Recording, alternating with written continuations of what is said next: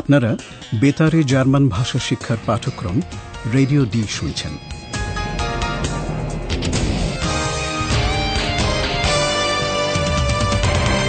এই পাঠ গোয়েটে ইনস্টিটিউট ও ডয়চে ভেলের একটি যৌথ উদ্যোগ।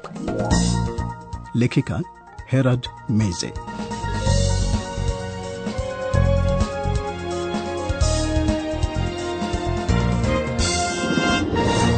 শ্রোতা বন্ধুরা, রেডিও ডি আমাদের বেতারে জার্মান ভাষা শিক্ষা অনুষ্ঠানের 11 নম্বর পাঠে আপনাদের স্বাগত জানাচ্ছি। বিভাগে কাজ শেষ হয়ে গেছে, কিন্তু কম্পু মানে সেই কম্পিউটার যে কিনা কথা বলে, সে এখনও আছে। আর আছে ইয়োজেফিনে, তার কাজ ঘর পরিষ্কার করা। আছে অয়লালিয়া, যে প্যাঁচা কথা বলে। আইহান আরও কিছুক্ষণ কাজ করতে চায়, কিন্তু এই তিনজনই তার কাজে ব্যাঘাত ঘটাচ্ছে। শুনুন তাদের কথা।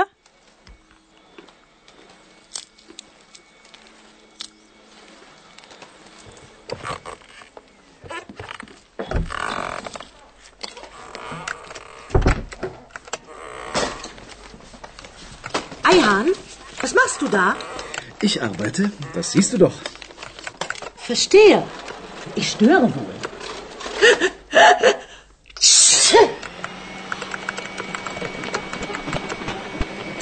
Hallo Eule. Du bist auch noch da?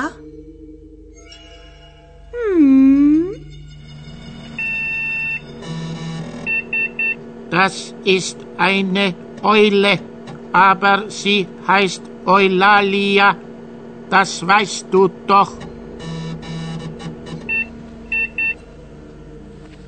Oh, du hast ja schöne weiche Federn. Sag mal, bist du wirklich eine Eule?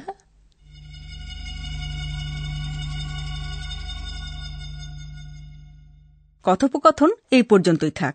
যা বলা হলো, আসুন তা আবার আমরা একটু খুঁটিয়ে দেখি। ইয়োজেফিনে প্রথমে আইহানের দিকে মনোযোগ দেয়, জিজ্ঞাসা করে সে কি করছে।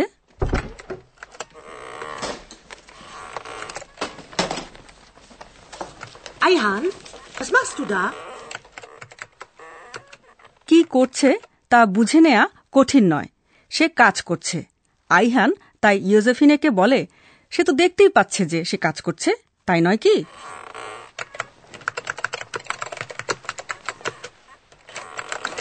Ich arbeite, das siehst du doch. স্পর্শকাতর ইয়োজেফিনে সঙ্গে সঙ্গে বুঝে ফেলে যে আইহান বিরক্ত। তাই সে নিজেকে একটু গুটিয়ে নিয়ে বলে, বুঝেছি, আমি বোধহয় তোমাকে বিরক্ত করছি। Verstehe. Ich störe wohl. ইয়োজেফিনে তার কাজ শুরু করতে যাবে, ঠিক তখনই অয়লালিয়াকে দেখতে পায় সে। বন্ধুর মতো সম্ভাষণ করে তাকে, তবে নাম ধরে নয়।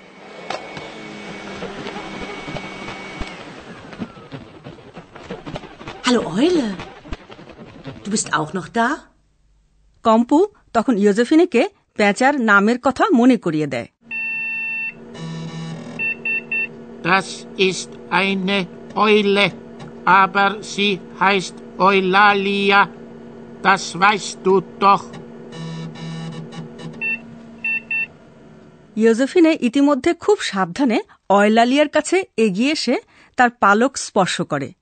পালকগুলো কি সুন্দর আর নরম, দেখে অবাক হয়ে যায় সে। Oh, du hast ja schöne weiche Federn.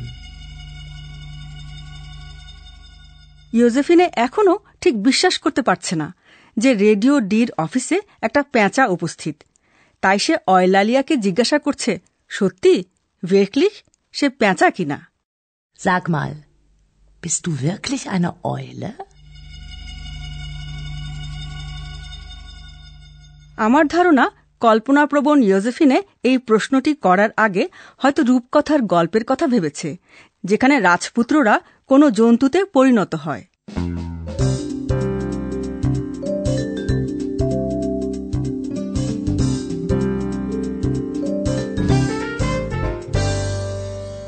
পরের কথোপকথনে অয়লালিয়া নামের উৎপত্তি ও অর্থ জানা যাবে। নামটা সম্পর্কে কম্পু কি জানতে পারল?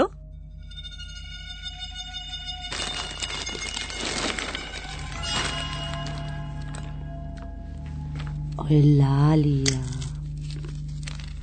Eulalia. Woher kommt dein Name?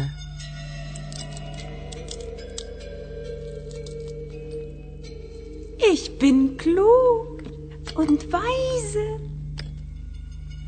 aber ich weiß nicht alles.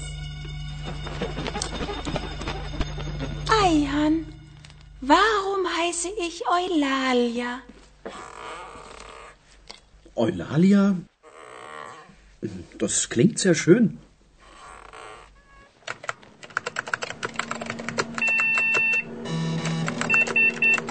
Eulalia, Eulalie, griechisch, Name, weiblicher Name, bedeutet schöne Stimme. Toll, Kompu, danke. Eulalia, jetzt weißt du, warum du Eulalia heißt. Deine Stimme ist schön. Meine Stimme ist schön? Zitze, zitze, zitze.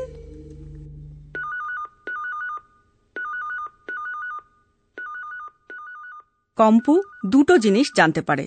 প্রথম, এ হলো একটা Greek নাম, আর এটা মেয়েদের নাম।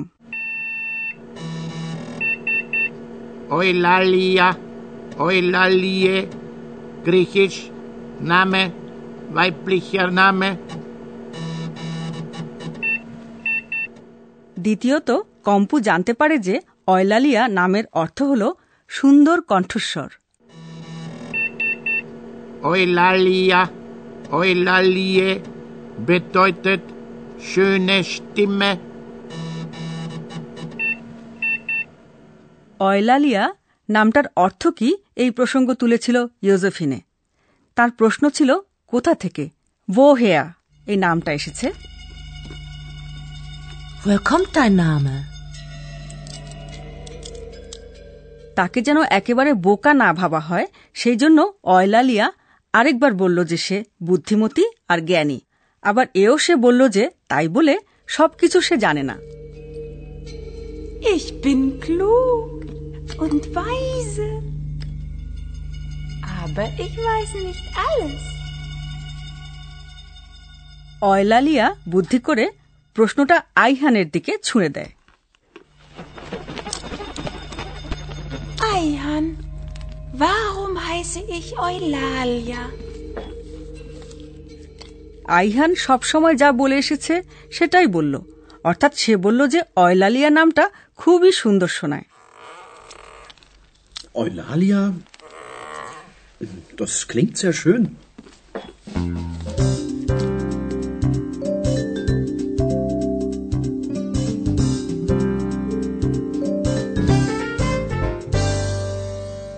Radio ডিতে নিশ্চয়ই খবরটা জানাজানি হয়ে গেছে যে অয়লালিয়া নামে এক প্যাঁচা রয়েছে অফিসে। একটা ফোন আসে, ফোন করে স্প্যানিশ বিভাগের কর্মী কার্লোস। সে অন্য এক অয়লালিয়া সম্পর্কে কি বলছে তা বোঝার চেষ্টা করুন। দুটি শব্দ মন দিয়ে শুনলে হয়তো বোঝায় সাহায্য হবে। শব্দ দুটি হয়তো আপনাদের মাতৃভাষায় বা অন্য কোনো বিদেশি ভাষায় আপনারা শুনেছেন।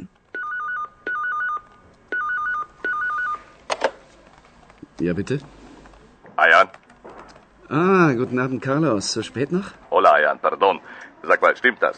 Bei Radio D ist eine Eule und sie heißt Eulalia. Ja, Carlos, das stimmt. Woher weißt du das? No está importante. Das ist nicht so wichtig. Wichtig ist, Eulalia ist ein spanischer Name. Santa Eulalia. Santa Eulalia? Sie, eine Heilige, eine Märtyrerin. Oh, Madonna. Carlos? Carlos, bist du noch da?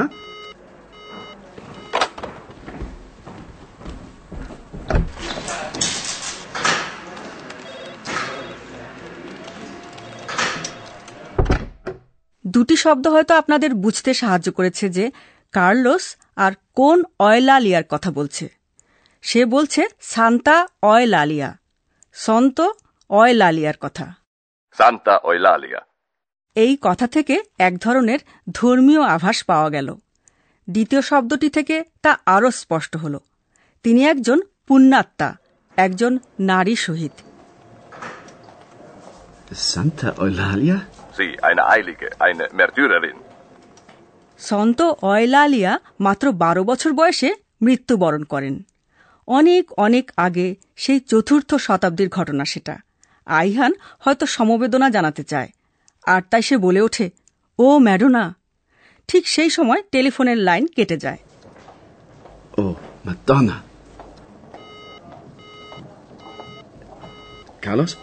Carlos, bist du noch da? Carlos কি ভেবেছে যে আইহানের ও Madonna কথাটার মধ্যে এক ধরনের শ্লেষ ছিল, আর সেজন্যই কি কার্লোস ফোনটা রেখে দিল? তা জানবার জন্য আইহান ছুটে যায় কার্লোসের কাছে। কার্লোস রেডিও ডির বিদেশি ভাষা বিভাগে কাজ করে। No ist importante, das ist nicht so wichtig. Eulalia যে একটা স্প্যানিশ নাম, সেটা জানিয়ে দেয়া কার্লোসের কাছে খুবই গুরুত্বের ব্যাপার।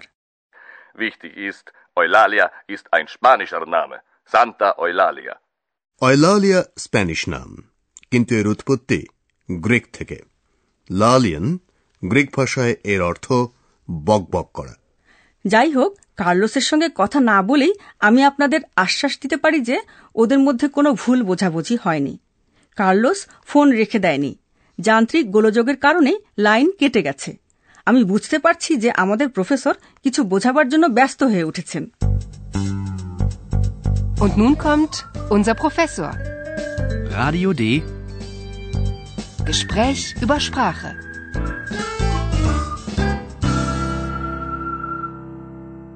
শ্রোতা বন্ধুরা, শুভ দিন। কৌতূহলী মানুষ অনেক কিছুই জানতে চায় এবং জানার জন্য প্রশ্ন করার ক্ষমতাও থাকা চাই। আজ আমরা দেখব জার্মান ভাষায় কিভাবে প্রশ্ন করা যায়। কোনো কোনো প্রশ্ন শুরু হয় একটি প্রশ্নসূচক সর্বনাম দিয়ে।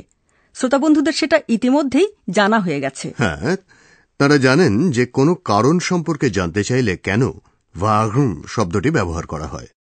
Warum? Warum heiße ich Eulalia?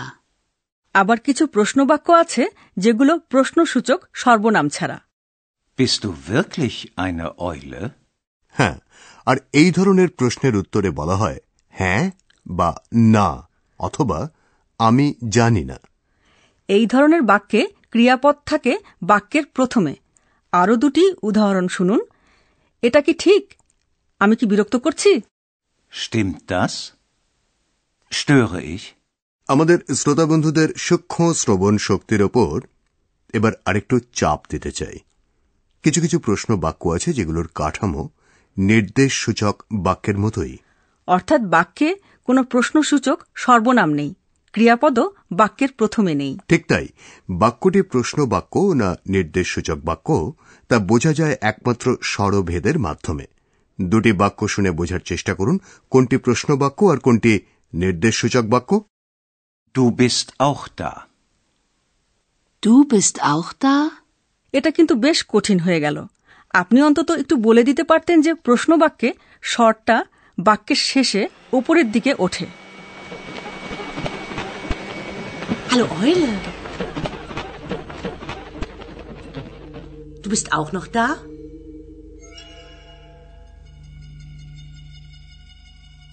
আপনার কথা সম্পূর্ণ ঠিক।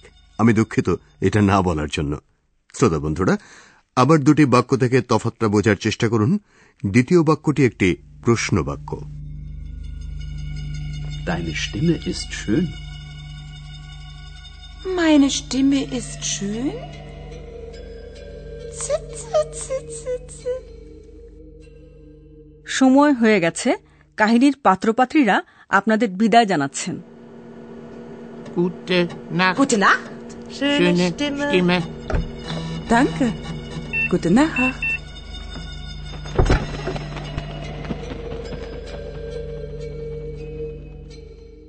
আজ এই পর্যন্ত। পরের অনুষ্ঠানে আমরা শ্রোতা বন্ধুদের চিঠিপত্রের জবাব দেব।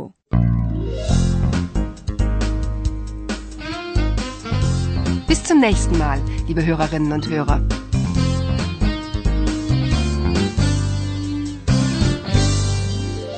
এতক্ষণ আপনারা গোয়েটে ইনস্টিটিউট ও ডয়চে ভেলের জার্মান ভাষা শিক্ষার অনুষ্ঠান রেডিও ডি শুনছিলেন। Und tschüss.